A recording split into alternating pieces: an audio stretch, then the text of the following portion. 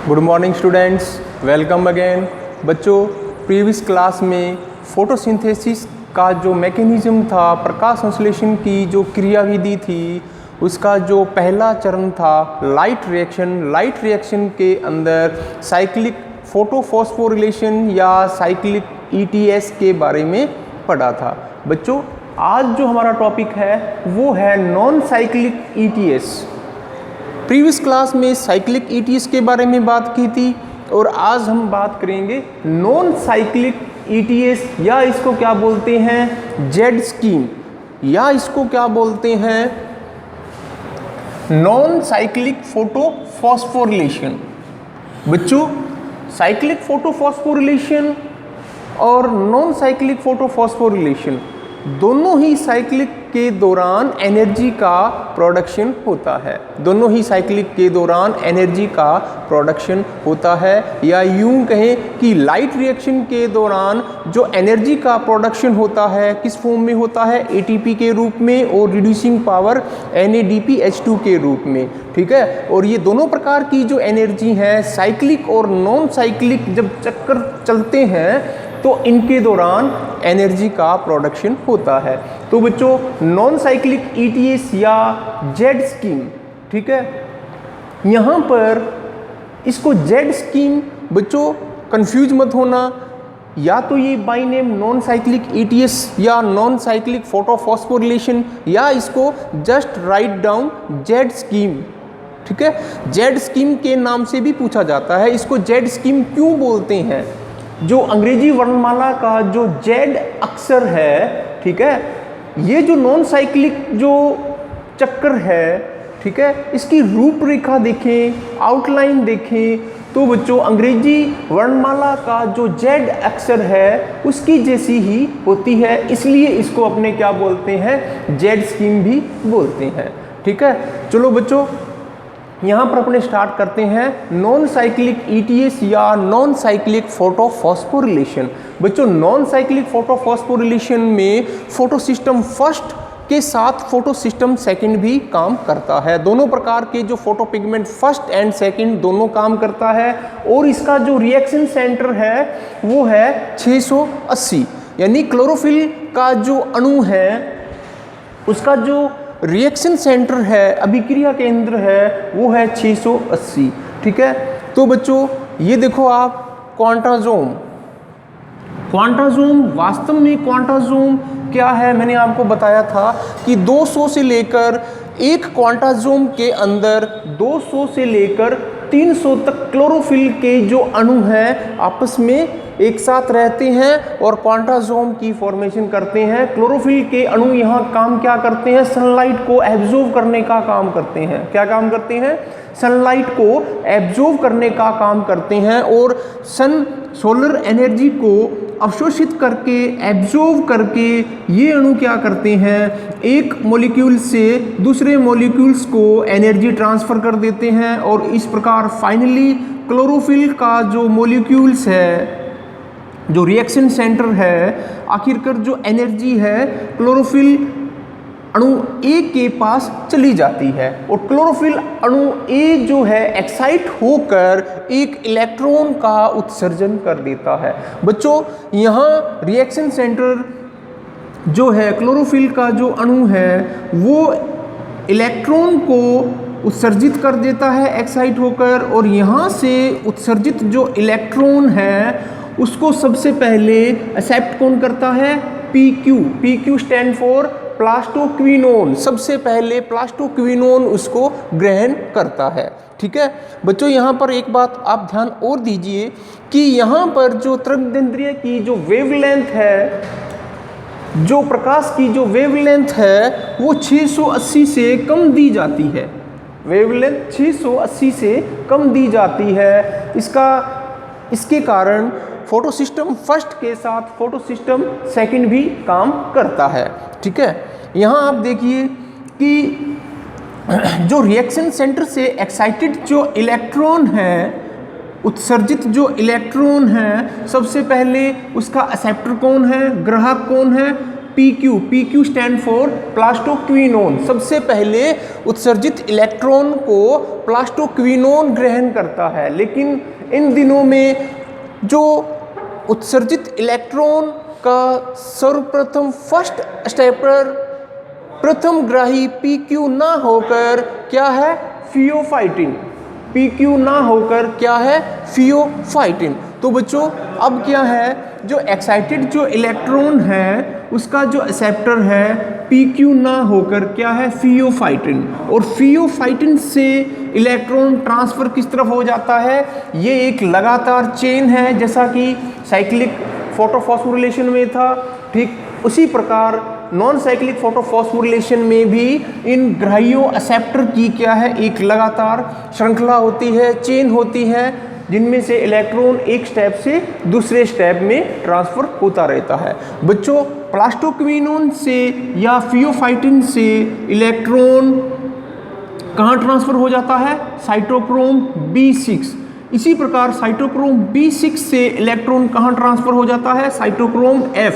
और इसी क्रम में electron excited electron cytochrome F से लेकर प्लास्टोसाइनिन को ट्रांसफर हो जाता है।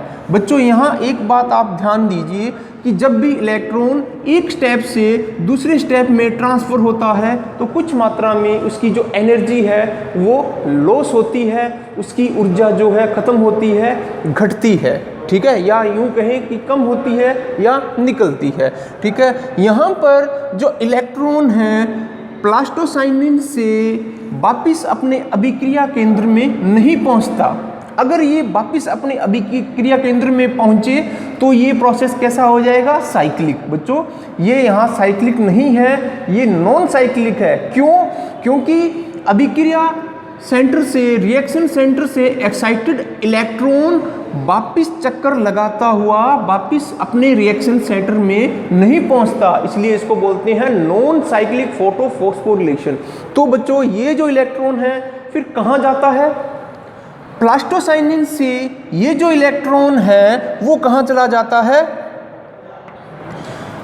P700 यानी फोटो सिस्टम फर्स्ट P700 में चला जाता है, ठीक है। प्लास्टोक्विनोन से जो एक्साइटेड इलेक्ट्रॉन है वापिस P680 में ना जाकर कहाँ चला जाता है, P700 में चला जाता है। और यहाँ पर वही प्रोसेस जो साइक्लिक फोटोफॉस्फोरिलेशन का था वो चलता है। बच्चों इसमें आप देखो कि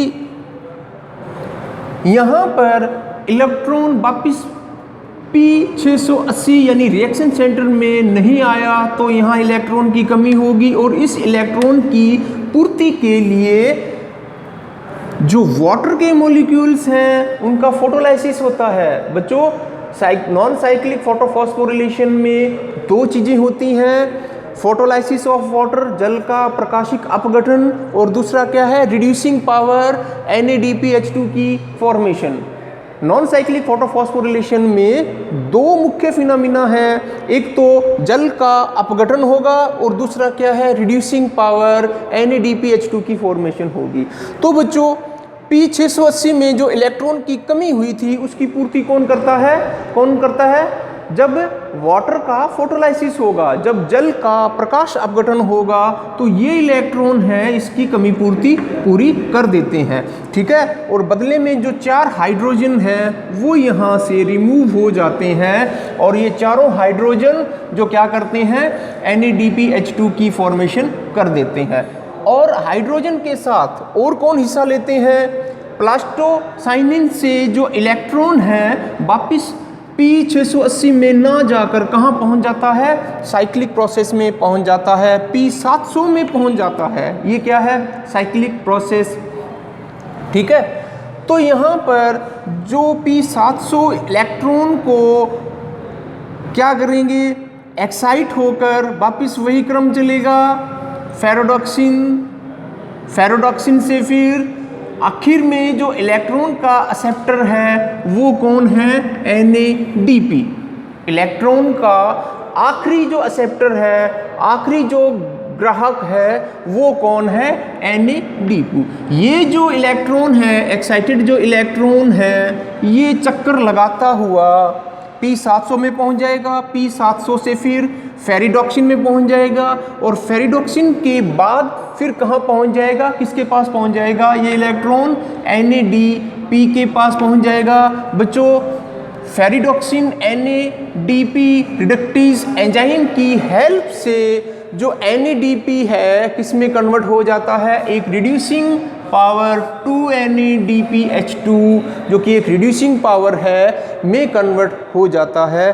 तो इस प्रकार बच्चों नॉन साइक्लिक फोटोफॉस्फोरिलेशन में दो मुख्य चरण हैं। कौन से, एक तो वाटर का अपघटन होना, फोटोलाइसिस ऑफ वाटर, और दूसरा है formation of reducing power like NADPH2। ये दो मुख्य बातें इसमें इंपॉर्टेंट है, ठीक है। अब बच्चों यहाँ पर देखो कि जो ऑक्सीजन का एक जो मॉलिक्यूल्स है, ठीक है, यहाँ पर ऑक्सीजन का एक मॉलिक्यूल्स निकलता है। बच्चों मैंने आपको बताया था कि फोटोसिंथेसिस के अंदर जो ऑक्सीजन निकलती है, प्रकाश संश्लेषण अभिक्रिया के अंदर जो ऑक्सीजन निकलती है वो वाटर से निकलती है, ना कि CO2 से, ठीक है। वाटर से कैसे निकलती है, वाटर का जब जल अपघटन होता है, फोटोलाइसिस होता है, वाटर का जब फोटोलाइसिस होगा तो ऑक्सीजन निकलेगी, और जब वाटर के 4 मॉलिक्यूल्स, यहाँ वाटर के 4 मॉलिक्यूल्स का जब फोटोलाइसिस होगा, जल अपघटन होगा, तो ऑक्सीजन का एक अणु यहाँ पर निकलता है, ठीक है। तो बच्चों ये थी नॉन साइक्लिक या जेड स्कीम। जेड स्कीम क्यों बोलते हैं, क्योंकि इसकी जो शेप है अंग्रेजी के वर्णमाला जेड की तरह है, ठीक है। और नॉन साइक्लिक क्यों बोलते हैं कि जो रिएक्शन सेंटर है P680, यहाँ से एक्साइटेड इलेक्ट्रॉन वापिस अपने सेंटर में ना जाकर कहाँ चला जाता है, साइक्लिक प्रोसेस के अंदर चला जाता है, और आखिरकार किसकी फॉर्मेशन कर देता है, रिड्यूसिंग पावर NADPH2 की फॉर्मेशन कर देता है। बच्चों यहाँ पर नॉन साइक्लिक फोटोफॉस्फोरिलेशन के दौरान क्या होता है, सिर्फ एक जगह पर ATP का प्रोडक्शन हो रहा है। ये देखो सिर्फ एक जगह पर ATP का प्रोडक्शन हो रहा है, साइटोक्रोम बिटवीन साइटोक्रोम B6 से साइटोक्रोम F के बीच जो ADP plus inorganic phosphate electron से जो उत्सर्जित जो एनर्जी है उसका यूज करके ATP की फॉर्मेशन कर देते हैं, ठीक है। बच्चों यहाँ पर मैं आपको बता देता हूँ थोड़ी सी जो एनर्जी है उसकी कैलकुलेशन के बारे में। क्यों, क्योंकि ये सब कुछ था लाइट रिएक्शन के बारे में। लाइट रिएक्शन के दौरान एनर्जी का प्रोडक्शन होता है, ATP बनते हैं, रिड्यूसिंग पावर NADPH2 बनते हैं, और यही जो एनर्जी है यह डार्क रिएक्शन के दौरान CO2 को फिक्स करके जब कार्बोहाइड्रेट बनता है तो उसके लिए ये एनर्जी की आवश्यकता होती है। तो बच्चों यहाँ पर आप देखो कि ये जो चक्कर है कम से कम 6 बार चलता है। बच्चों साइक्लिक और नॉन साइक्लिक दोनों जो चक्कर है कम से कम 6 बार चलते हैं। 6 बार क्यों चलते हैं, यहाँ पर आप देख लीजिए कि साइक्लिक ETS को अपने अगर देखें तो साइक्लिक ETS जब एक बार चलता है तो 2 ATP बनते हैं। साइक्लिक ETS जब एक बार कंप्लीट होता है, चक्रीय फोटोफॉस्फोरिलेशन जब एक बार चलता है तो 2 ATP अपने को प्राप्त होते हैं, और 6 बार जब ये चक्कर चलेगा तो 6 × 2 12 ATP बनेंगे। तो साइक्लिक प्रोसेस के दौरान 12 ATP अणुओं का उत्पादन होता है। चलो अब अपनी बात करते हैं non cyclic ETS। Non cyclic ETS में जब एक बार चलता है तो 1 ATP और 2 NADPH2 की फॉर्मेशन होती है, ठीक है। अब यहाँ पर देखो जब ये 6 बार चलेगा तो 6 ATP बनेंगे और NADPH2 कितने बनेंगे, 12 बार। क्यों, क्योंकि जब नॉन साइक्लिक ETS एक बार चलता है तो 1 ATP और 2 NADPH2 की फॉर्मेशन होती है। जब ये चक्कर 6 बार चलेगा तो 6 ATP और ये क्या है 6 × 2 12 ये देखो 12 NADPH2 की फॉर्मेशन होती है। तो बच्चों अगर टोटल अपने ATP की काउंटिंग करें, टोटल एनर्जी की काउंटिंग करें 12 एटीपी कहाँ से आ रहे हैं? साइक्लिक ईटीएस से। 6 एटीपी कहाँ से आ रहे हैं? नॉन साइक्लिक ईटीएस से। टोटल जो शुद्ध एटीपी हैं उनकी संख्या कितनी है? 12 और 6 कितनी है? 18। 12 और 6 कितनी है? 18। ये है एनर्जी का बिल्कुल शुद्ध रूप, क्योंकि एनर्जी किस रूप में है? डायरेक्ट एटीपी के रूप में है जिसको कंज्यूम किया जाता है। ठीक है, तो ये एनर्जी का शुद्ध रूप है। अब इम्प्योर रूप कौन सा है? Reducing power NADPH2। ठीक है, यहाँ पर NADPH2 के कितने मोल हैं टोटल? जब 6 बार चलेगा तो 12। ठीक है बच्चों, एक NADPH2 equal to 3 ATP, 1 FAD equal to 2 ATP। एक NADPH2 के कितने बराबर हैं? 3 ATP के बराबर होता है। यानी एक NADPH2 के अंदर 3 मोल ATP के होते हैं। ठीक है, तो यहाँ पर कुल कितने NADP हैं? 12। तो 12 तिया कितने हैं? 36। प्योर शुद्ध रूप से ATP 18 और रिड्यूसिंग पावर के रूप में कितने हैं? 36। अगर टोटल ATP आपसे पूछी जाए तो आपका आंसर क्या होगा? 54 ATP। आपका आंसर क्या होगा? 54 ATP। बच्चों ये चक्कर 6 बार क्यों चलता है? ये चक्कर 6 बार चलेगा तो टोटल जो एनर्जी है वो अपने को कितनी चाहिए? 18 ATP और 12 NADPH2। बच्चों डार्क रिएक्शन के अंदर जब CO2 को फिक्स करके कार्बोहाइड्रेट का 1 मोल बनता है तो कार्बोहाइड्रेट के 1 मोल को बनाने के लिए 18 ATP की आवश्यकता होती है और 12 NADPH2 रिड्यूस पावर के रूप में आवश्यकता होती है। तो डार्क रिएक्शन के दौरान ग्लूकोज के 1 मोल को बनाने के लिए टोटल जो एनर्जी है 18 ATP चाहिए और जो रिड्यूसिंग पावर है 12 NADPH2 चाहिए। इसलिए इस एनर्जी की पूर्ति के लिए साइक्लिक और नॉन साइक्लिक दोनों को 6 बार चलना पड़ता है और इसका जो रिजल्ट है वो रिजल्ट ये है। टोटल जो एनर्जी है अगर काउंटिंग करें टोटल ATP 54, शुद्ध ATP पूछा जाए तो 18। ठीक है, रिड्यूसिंग पावर पूछी जाए तो 12 NADPH2। ठीक है।